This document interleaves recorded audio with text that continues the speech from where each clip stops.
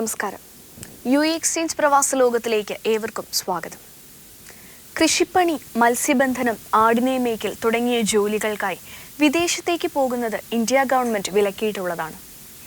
എന്നാൽ പാവപ്പെട്ട മനുഷ്യരെ ഹൗസ് ഡ്രൈവർ അല്ലെങ്കിൽ മറ്റെന്തെങ്കിലും ജോലി വാഗ്ദാനം ചെയ്ത് കടത്തിക്കൊണ്ടു പോവുകയും ഇത്തരം നിരോധിക്കപ്പെട്ട ജോലികൾ ചെയ്യാൻ പ്രേരിപ്പിക്കുകയും ചെയ്യുന്നവരെ ഏജന്റ് എന്ന് തന്നെയാണോ വിളിക്കേണ്ടതെന്ന് പ്രവാസലോകം സംശയിക്കുന്നു.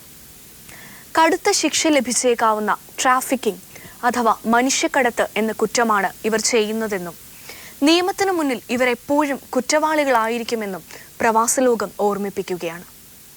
ഈ ഓർമ്മപ്പെടുത്തലോടെ പ്രവാസലോകത്തിന്റെ ഇന്നത്തെ അധ്യായം നമുക്ക് ആരംഭിക്കാം. ഒരിക്കൽ കൂടി എല്ലാ പ്രിയപ്പെട്ട പ്രേക്ഷകർക്കും എക്സ്ചേഞ്ച് പ്രവാസലോകത്തിലേക്ക് സ്വാഗതം.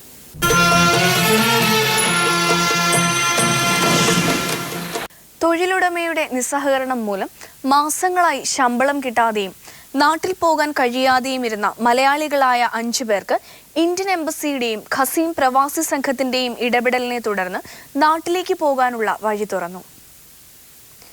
Indian embassy welfare wing secretary Shri Manoj, Qassim പ്രവിശ്യ സന്ദർശന വേളയിൽ തൊഴിൽ മന്ത്രാലയ മേധാവി തുർക്കി ഇബ്നു അബ്ദുൽ റഹ്മാന്റെ സഹായത്തോടെ സ്പോൺസർമാരുമായി ബന്ധപ്പെട്ടാണ് സുരേഷ് കുമാർ ഷംസുദ്ദീൻ, കോഴിക്കോട് ഉസൈൻ, ഷിബു മാത്യു, വരുൺ, കുട്ടി എന്നിവരെ നാട്ടിലയക്കാൻ തീരുമാനിച്ചത്.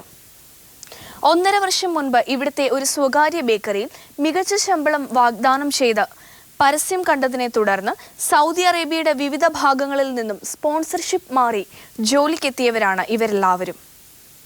മലയാളികൾക്ക് കൂടി പാർട്ട്ണർഷിപ്പുള്ള ഈ ബേക്കറിയിൽ ആദ്യ കുറേ മാസങ്ങൾ കുഴപ്പമില്ലാതെ പണി ചെയ്തു പോന്നിരുന്നെങ്കിലും പിന്നീട് ശമ്പള കുടിശ്ശിക വർദ്ധിക്കുകയായിരുന്നു.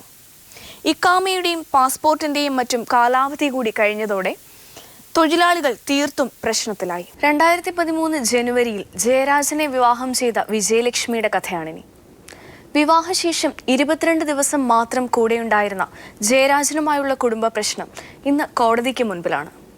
അബുദാബിയിൽ എമിറേറ്റ്സ് സ്റ്റീൽ ഇൻഡസ്ട്രീസിൽ ജോലി ചെയ്യുന്ന ജയരാജൻ വിചാരിച്ചാൽ തീർക്കാവുന്ന പ്രശ്നമേ ജയരാജനും വിജയലക്ഷ്മിക്കും ഇടയിലുള്ളൂ. ജയരാജന്റെ തിരിച്ചുവരവിനായി കാത്തിരിക്കുകയാണ് വിജയലക്ഷ്മി. നമുക്ക് വിജയലക്ഷ്മിയുടെ ഭാഗം കേൾക്കാം.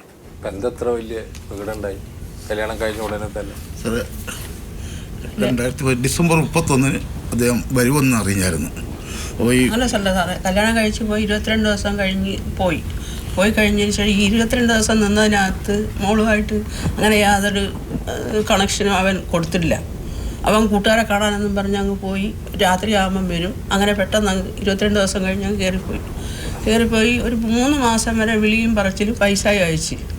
പിന്നെ മോള് വിളിക്കുമ്പോൾ ചീത്ത പറച്ചിലും ബഹളവും. അതെന്ന് പറഞ്ഞാൽ എനിക്ക് 2 ലക്ഷം രൂപ ശമ്പളമുണ്ട്, അതുകൊണ്ട് നിൻ്റെ അച്ഛൻ തന്ന സ്ത്രീധനം കുറവാണ്, അതുകൊണ്ട് സ്ത്രീധനം ഇനി തോനെ തന്നെങ്കിലേ നിന്നെ വിളിക്കത്തോളം എന്ന് പറഞ്ഞു. ഞങ്ങൾ ആദ്യം 10 ലക്ഷം രൂപയും 50 പവൻ്റെ സ്വർണവും കൊടുത്തു.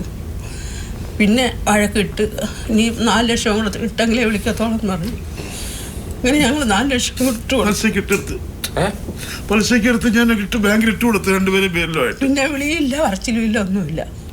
അങ്ങനെ ഇരുന്ന് അവനത് 6 മാസം കുടുംബം വരാം, നല്ല കമ്പനിയിലെ നല്ല ജോലിയാണ്, അതിന് വന്നില്ല. എന്നിട്ട് 1 വർഷം ആവാറായപ്പം ആ ഡിസംബറിൽ മോളെ ഒന്ന് വിളിച്ചിട്ട് പറഞ്ഞ് എനിക്കിപ്പോഴും ലീവില്ല, ഇനി അടുത്ത മാർച്ചിലേ വരുന്നോളെന്ന് പറഞ്ഞു. അങ്ങനെ ഞങ്ങൾ അവിടെ ഒരാളെ നമ്പർ കിട്ടി, അയാളെ വിളിച്ചപ്പം പറഞ്ഞ് അവൻ കയറുന്നുണ്ട്, ഡിസംബർ 31 കയറുന്നു. ഈ സ്ത്രീ പറഞ്ഞു, സ്വയം പറഞ്ഞ് 5 വർഷം സ്നേഹത്തിലാണ്. അപ്പം അവൾ ഒഴിയത്തില്ലെന്ന് പറഞ്ഞു. അപ്പം നമ്മളൊരു സുഹൃത്ത് ഒരു പോലീസുകാരുണ്ടായിരുന്നു, അദ്ദേഹം ചോദിച്ചാൽ അങ്ങനെ മാളുവിൻ്റെ കാര്യം എങ്ങനെയാണെന്ന് ചോദിച്ചു.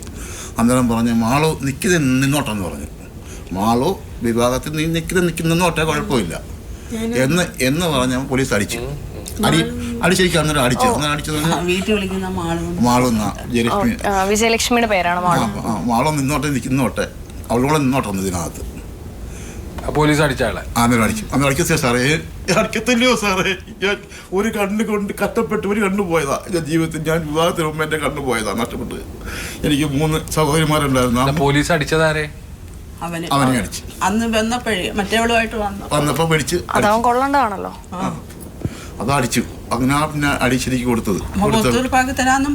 അങ്ങനെ പറഞ്ഞത് ഇല്ലെങ്കിൽ ഒരു കാര്യം ചെയ്യും, നഷ്ടപരിഹാരമായിട്ട് ഇത്രയും കൊടുത്ത് ആ കൊച്ചിൻ്റെ സമ്മതിച്ച് എഴുതി വെച്ച് പോയതാ. അന്നേരമാണ് ഈ അനിയൻ പോലീസുകാരൻ ഇവിടെ ചേർന്ന് 6-ാം തീയതി ഇവിടെ വരാമെന്ന് പറഞ്ഞ് അങ്ങനെ 6-ാം തീയതി അവൻ്റെ പേരിലുള്ള വസ്തു എഴുതി നമുക്കിപ്പോ വേണ്ടെന്ന് വെച്ചാൽ ഇയാള് വന്ന് നമ്പർ കൊടുത്തരണം, പൈസ തന്ന് ഒഴിവാക്കുക, അത്രയല്ലേ നമുക്ക് ആവശ്യം. അത് മതി സാർ, അത് മതി, വേറെ ഒന്നും വേണ്ട എൻ്റെ പോന് സാറേ. അവനെ എത്രയും പെട്ടെന്ന് നാട്ടിലെത്തിച്ച് ജയരാജൻ അബുദാബിയിലുള്ള ആളാണ്. അബുദാബിയിൽ ഞങ്ങളെ കുറേ പ്രവർത്തകരുണ്ട്. 9 വർഷമായി മസ്കറ്റിലുള്ള കൊല്ലം അഞ്ചൽ സ്വദേശി അരുൺ കൺസ്ട്രക്ഷൻ ജോലിക്കായാണ് അവിടേക്ക് പോയത്. ചെന്നതിൻ്റെ 3-ാം മാസം കമ്പനിയുമായി അരുൺ പിണങ്ങിപ്പിരിഞ്ഞു.